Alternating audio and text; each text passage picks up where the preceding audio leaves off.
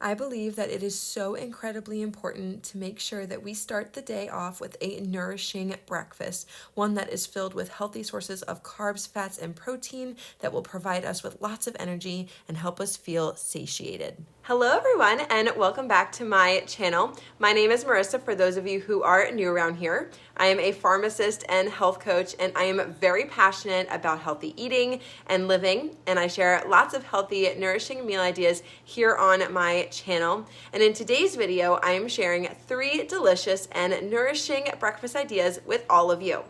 All of them are easy to put together, and 2 of them meal prep really well. So I highly recommend making these in advance, and then during the weekdays, you can quickly grab and go.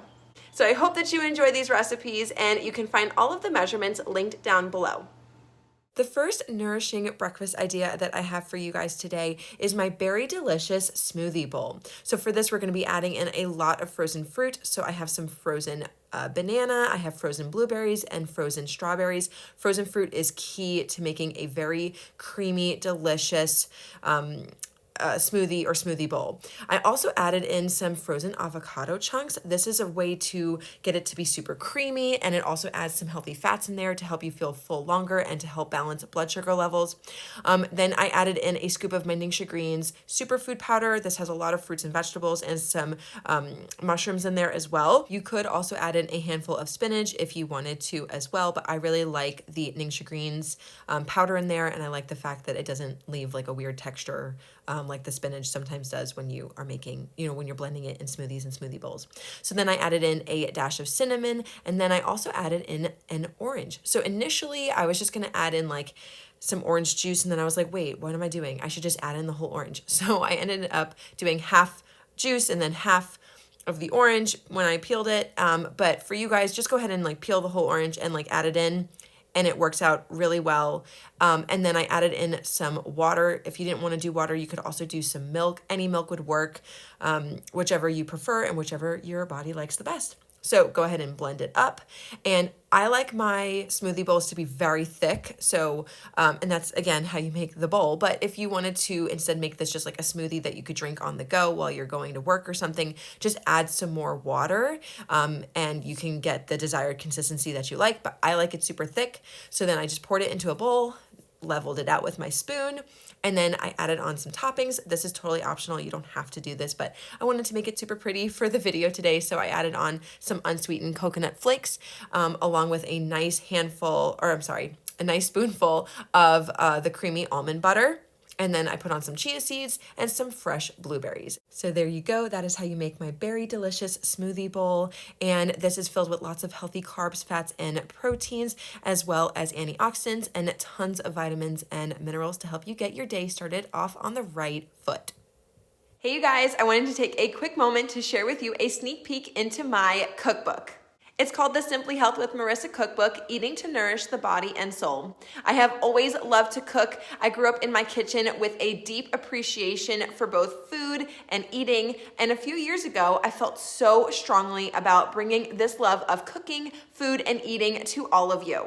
As a pharmacist and integrative nutrition health coach, I know and have seen what can happen to our health when we aren't nourishing ourselves by eating lots and lots of real, whole, nourishing foods. Our body requires nutrients every day in order to stay healthy, provide us with energy, and to help us thrive in our life. But in addition to this, a huge part of healthy eating is also learning to cook and eat foods that are going to provide us with enjoyment, satisfaction, and even love. And when we can balance these two, we are able to promote health and actually enjoy food and eating again. This cookbook shares 23 of my staple recipes that I cook all of the time for myself and for my family, and they nourish both your body and your soul. I hope that you use this cookbook to help make healthy cooking and eating simpler, doable, and also incredibly delicious. There is a link in the description box to order your own copy today.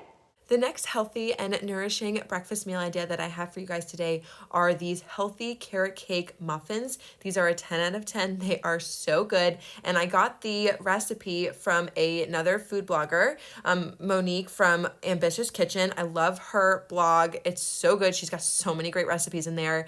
And I got this healthy carrot cake muffin recipe from her. I did make a few like substitutions and modifications, all of which I will have like listed out in the description box. But these are so good, and you can meal prep these ahead of time, like over the weekend or maybe at night, and then just once they cool completely, put them in a Ziploc bag or an airtight container and like put them in the freezer. And then each day you can just take one out and you can grab and go, or you can, eat them at home or whatever you want to do. These also make a really great snack or even a dessert. Like you don't have to just have them for breakfast, but they are really a great option. And again, meal prep them and grab and go. So if you have a busy morning, this way you know that you have a healthy, nourishing breakfast in your tummy, and it will help you get your day started off on the right foot.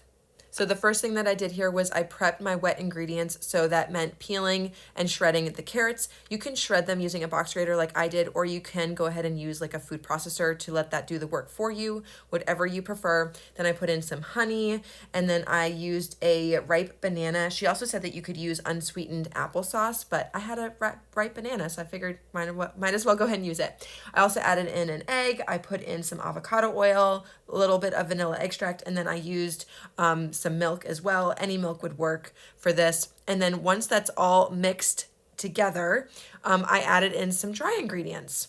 So I put in some whole wheat flour along with some baking soda, lots of cinnamon. I think that this really just helped to like give so much flavor to these muffins because she has 1.5 teaspoons of cinnamon in here, which is usually more than I typically see in recipes or what I would typically use, but it totally worked and I loved it.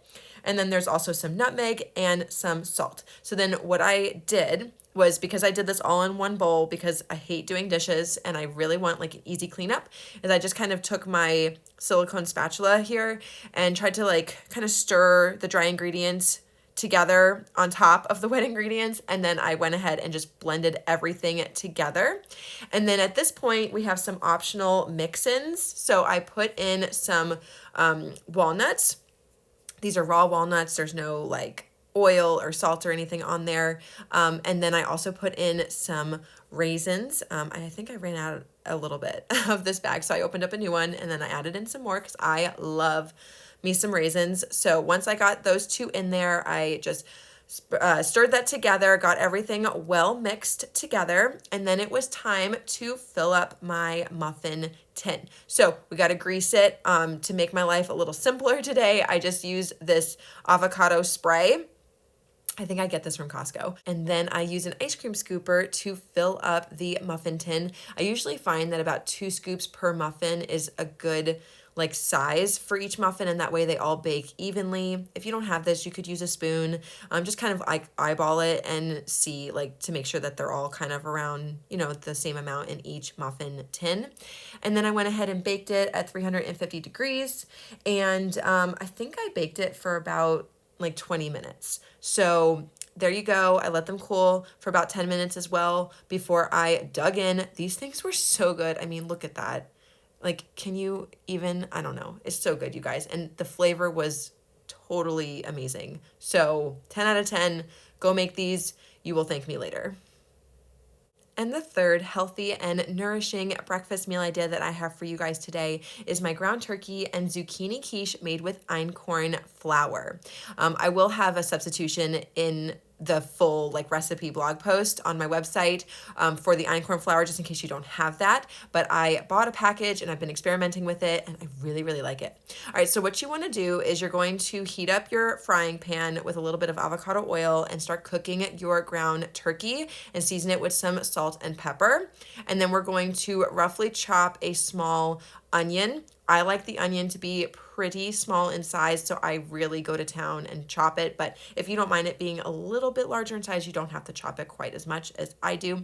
And then I went ahead and seasoned my meat. So we really want to add a lot of seasoning here so that this quiche has lots and lots of flavor. So we're going to add in some dried oregano, some onion powder, some ground thyme, and then we're also going to add in some paprika. I love the color that the paprika adds to the ground turkey. And then you're going to stir that with a wooden spoon. Make sure all the seasonings are well combined. And then ground turkey, can dry up fairly quickly, so you don't want to overcook it, but you do want it to be cooked. And then once it is just cooked, go ahead and turn the heat off and allow it to cool. And now that that is all done, we are going to turn our attention over to the zucchini. So you are going to shred it using a box grater or your food processor, whichever you prefer. And then we're going to crack and scramble some eggs. So I have 4 eggs here, and then I have a large mixing bowl. So we're gonna start assembling everything. I like to do the eggs first, just in case that I get a shell in there. And this way you can get it out, because otherwise it can be hard to find. So start with the eggs. And as you can see, there's a shell. So that's why I do that. And once you get all of the eggs cracked in there, use a whisk and start whisking that all together until it looks like scrambled eggs. And then once you are done with that, you're going to start adding in your chopped onion and your shredded zucchini. And once you get it all in there, we are going to season this with some salt. So we're going to add some salt in there along with some freshly ground black pepper. And then I also really love to have some fresh herbs in here. So I had this fresh curly parsley. That's my favorite for this recipe. So I just gave it a rough chop and added it into the bowl with all of the other ingredients. And then I also put in some baking powder. And then we're going to add in some avocado oil. And then now we're going to add in our ground turkey. So at this point, it should be fairly cooled. We just don't want it to be super, super hot, because then it could potentially cook the eggs. So that's why I like to start with the ground turkey for this recipe, so that it has some time to come to room temperature and it's not like scorching hot. And now we're going to add in our flour. So today I am using einkorn flour. I'm getting really into einkorn. I kind of feel like it's something that doesn't get talked about enough, and it has wonderful health benefits there, which I will chat about in a future video. But yeah, so if you don't have this, I will have like a substitution measurement for whole wheat flour in the main recipe blog post that's available on my website. So you can always check that out. And then using your wooden spoon, go ahead and just mix that all together so that it is well combined. And now we're going to add it into our greased baking pan. I'm using a 9x9 cake pan, and I greased it using that avocado spray. And then using your spoon or a spatula, you can go ahead and just put everything into the greased baking pan, and then using your spoon or spatula, just like even out the top so that it's a nice even layer, so that it all cooks evenly. And then go ahead and bake it in the oven at 350 degrees for about an hour. Now what I like to do, and this is optional, but I like to set a timer for 45 minutes. And once the 45 minutes are up, I take the quiche out of the oven and I put on some grated cheese. So you can use whatever cheese you like. I like a melty cheese for this recipe, but again, you can use whatever you like. I'm using this Kerrygold Dubliner cheese. It was on sale for St. Patrick's Day, so I figured I'll just go ahead and give it a try. I really liked it. It had great flavor, but it was a little bit more on the dry side, so it didn't really give you that like ooey gooey cheesy feel. I think a cheddar, a yellow cheddar or white cheddar, Monterey Jack, something like that would work really well with this recipe.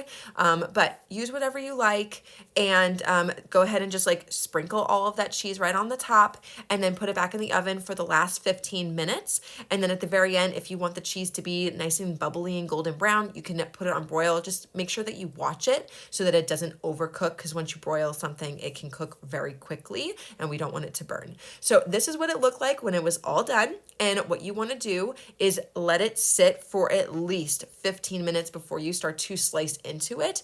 And quiche is one of those things that like the longer it sets, the better it gets. My favorite day to actually eat quiche is the day after I make it, but it is very delicious to eat it the day of, so don't let that discourage you from trying it. It just kind of sets more the longer that it sits.